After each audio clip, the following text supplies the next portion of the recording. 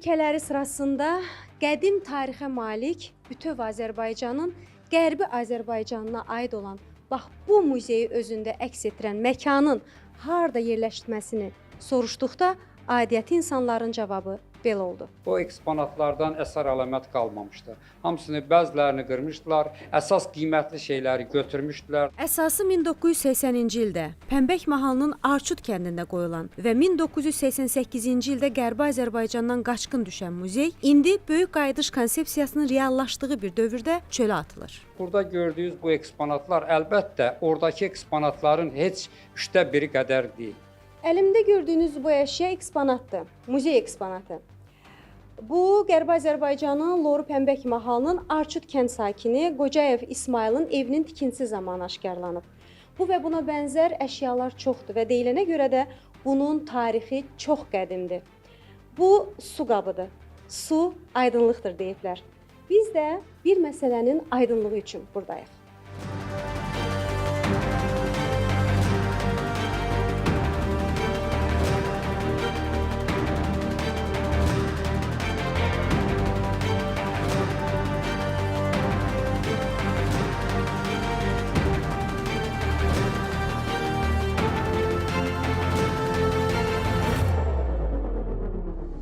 Yaşı qədim olan muzeyin bəzi eksponatları Qərbi Azərbaycanda böyük tarixi irsimizin əsas maddi sübutu ola bilər. Daş kitabələr var idi, qod şəklində daşlar var idi, qodşa oxşar. Bunlar bizim tarixin əsasını, yəni elə eksponatlar idi ki, onlar tarixi vasitələr idi, tarixi eksponatlar idi. Göz yaşlarını axıda-axıda mən bu eksponatların bir qismini oradan gətirmək məcburiyyətində qalmışam. Mən təkcə eksponatları yox, həm də anamla birlikdə 12 nəfər, cəmi 13 nəfər, bir də ki, əskərimizi gətirdim Qazax mahalına, yaralı şey. Erməni əlifbasında yazılan, fikir verirsiniz, xahiş edirəm, diqqətlə baxın. Bu isə bizim orada yeganə olan Sovet Ermənistanı qazetidir. Erməni jurnalisti də bizim muzey haqqında məlumatlar yazıb orada. Bu bizim Tarix Muzeyinin, Diyarşünaslıq Muzeyinin xatirə kitabıdır. 99 sayılı orta məktəbi bitirmişəm və 88-ci illərdə bizim üçün ən çətin bir vaxtlarımız idi və Sayad müəllim onda bizə Qərbi Azərbaycandan gəlmə deportasiya olunmuş müəllim kimi tarixi böyük ürək yanğısı ilə keçirdi. Burada müxtəlif dillərdə, yəni ingilis dilində də tərcümələr vermişəm ki, bilinsin. Darısqallıq var. Bu əşyalar da görürsünüz ki, iç-içədir. Yəni eksponatlar iç-içə yerləşdirilib. Qərbi Azərbaycandan qaçqın düşən bu muzey ilə bağlı dəfələrlə müxtəlif qurumlara müraciət olunsa da, boş vədlər və ruhlandırıcı şüarlardan başqa heç nə eşidilməyib. Azərbaycan Respublikası Mədəniyyət Nazirliyinə dəfələrlə müraciət etmişəm. Son müraciətim olubdu 2/06/22-ci ildə. Mənə Sənəd və Vətəndaşlarla İş Şöbəsinin müdiri Natavan Əskərovanın cavabları olubdur. Buyura bilərsiniz, baxın. Yaxşı olar, baxış keçiriləcək, bizdən nə kömək lazımdır.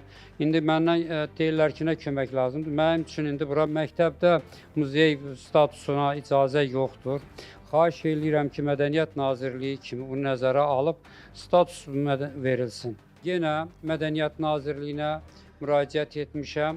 Bu dəfə cavablandırıbdır oranın şöbə müdürü, Nəzarət şöbəsinin müdürü Sərvətlərlə Azədə xanım Hüseynova. Bu da hələ 2014-cü ildə də müraciətlərim olub belə. Mən sonuncuları ilk dəfə sadaladım ki, bilinsin. Burada da yenə hamısı deyir, çox əla, çox yaxşı işlərdir. Rəğbətlə təşəkkür edirlər mənə. Burada məsələn icra hakimiyyətinə də müraciət etmişəm. Təhsil idarəsinə də müraciət etmişəm. Ümumiyyətlə elə bir təşkilat, elə bir nazirlik qalmayıb ki, mənim müraciətlərim olmaz. İllər üzrə, bax bunların hamısı illər üzrə müraciətlərimdir.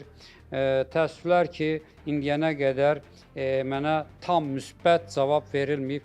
Mən elə sinif otağındaca bu muzeyi təşkil elədim.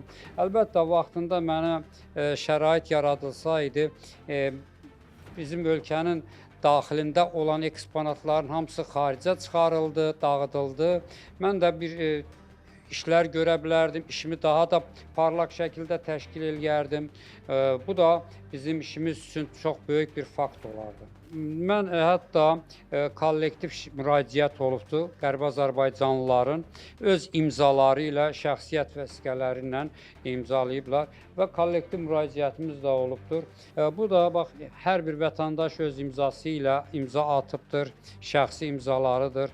İllərdir öz binasında ona sığınacaq vermiş məktəbin də öz sinif otaqları çatışmır. Ona görə də muzeyin yerləşməsi üçün məktəbin özü də müraciət edir.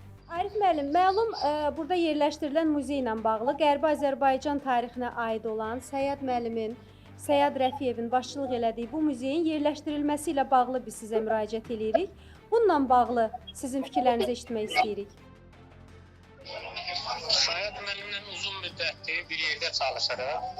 Səyyad müəllim 2006-cı ildə muzeyi məktəbdə yerləşdirib bu günə qədər.